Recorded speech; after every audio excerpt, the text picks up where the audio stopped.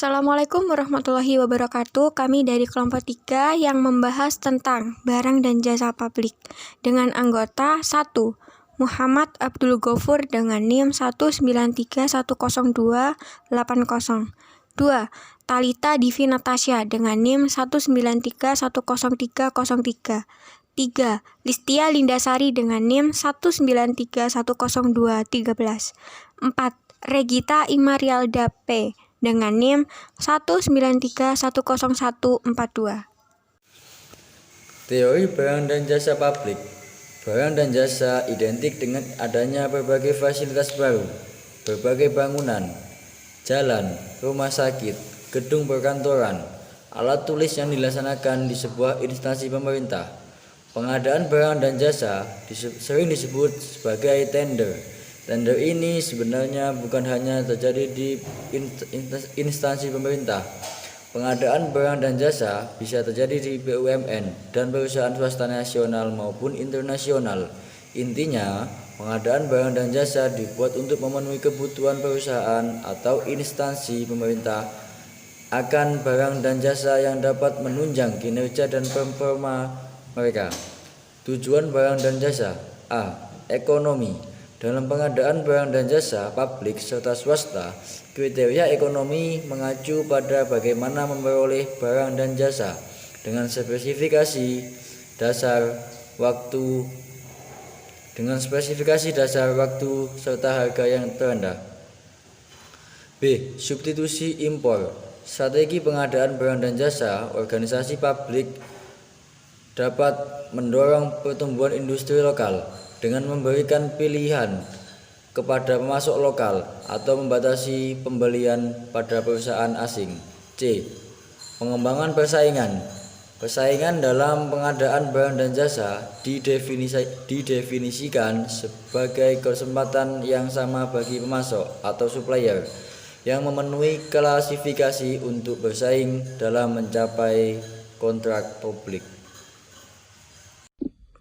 Tujuan barang dan jasa. D. Dimensi penataan. Prinsip utama dalam good governance menyerapkan prinsip serta peraturan pengadaan barang dan jasa yang konsisten, kualifikasi kontraktor, penyerahan penawaran, dan manajemen kontrak. E. Perlindungan terhadap kepentingan masyarakat. Ada tidaknya pertanggungjawaban atas kebijakan pelayanan merupakan hal yang terpisah dari pemberian pelayanan itu sendiri. F. PBB menganjurkan pemeliharaan kualitas lingkungan dan pengurangan sampah sebagai bagian dari pengadaan barang dan jasa. Pengembangan kapasitas pengadaan barang dan jasa publik. Walsh and Lakeland dalam Paris 1986 menyatakan bahwa standar keahlian dalam profesionalitas pegawai pengadaan barang dan jasa tidaklah mudah untuk dicapai.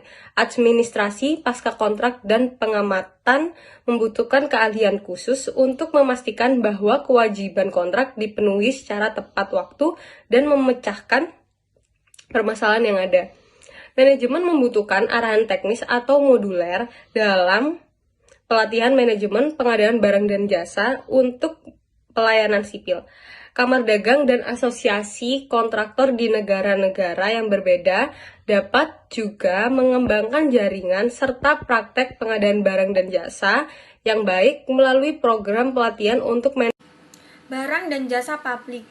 Mekanisme alokasi barang dan jasa dalam masyarakat ada 2, yakni mekanisme pasar dan mekanisme birokrasi.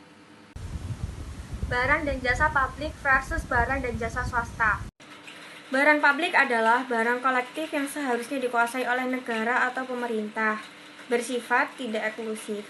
Barang swasta adalah barang khusus yang dimiliki oleh swasta, bersifat eksklusif dan hanya bisa dinikmati oleh individu yang mampu membelinya karena harganya disesuaikan dengan harga pasar. Dengan rumus, sang penjual harus untung sebesar-besarnya seperti perumahan mewah, villa, dan lain-lain.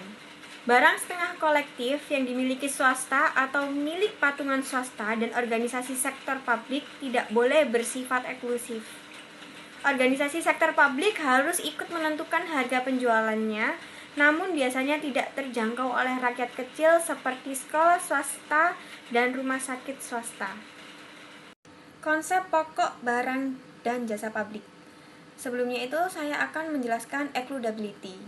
Excludability merupakan kondisi di mana konsumen dan produsen bisa memastikan bahwa orang lain tidak memperoleh manfaat dari barang dan layanan tersebut. Daya saing tinggi, jika suatu barang atau layanan dipergunakan perseorangan. Daya saing rendah adalah jika suatu barang atau layanan dapat dimanfaatkan bersama-sama. Teman-teman bisa melihat gambar di PPT tersebut. Ketika excludability tinggi, maka daya saing rendah. Tool goods atau campuran biaya swasta dan publik. Daya saing excludability rendah, maka daya saing tinggi. Common pool goods atau biaya sektor publik. Penyediaan pelayanan, barang atau jasa publik dapat dikontrakkan ke sektor swasta, misalnya penggunaan kontraktor swasta dalam pembangunan lapangan terbang atau sebaliknya. Misalnya, sekolah pemerintah menerima pembayaran dari orang tua murid dalam bentuk ongkos pemakai pelayanan.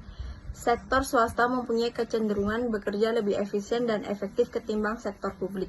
Hal ini dikarenakan 1. Sektor swasta memiliki fleksibilitas dalam pengelolaan sumber daya sehingga perubahan permintaan pasar dapat ditanggapi. Kedua, persaingan pelayanan mendorong lebih baiknya mutu pelayanan dengan harga yang lebih murah bagi pelanggan. Siklus pengadaan barang dan jasa sektor publik. Pertama, penetapan peraturan pelaksanaan anggaran. Kedua, distribusi anggaran ke masing-masing organisasi atau unit. Ketiga, pembuatan peraturan pengadaan barang dan jasa. Keempat, penentuan program yang membutuhkan pengadaan barang dan jasa. Kelima, analisis anggaran pengadaan. Keenam, pengumuman pengadaan. Ketujuh, proses tendering. Ke-8, pengumuman hasil pengadaan. Ke-9, penandatanganan surat perjanjian kerja. Ke-10, pengerjaan pengadaan.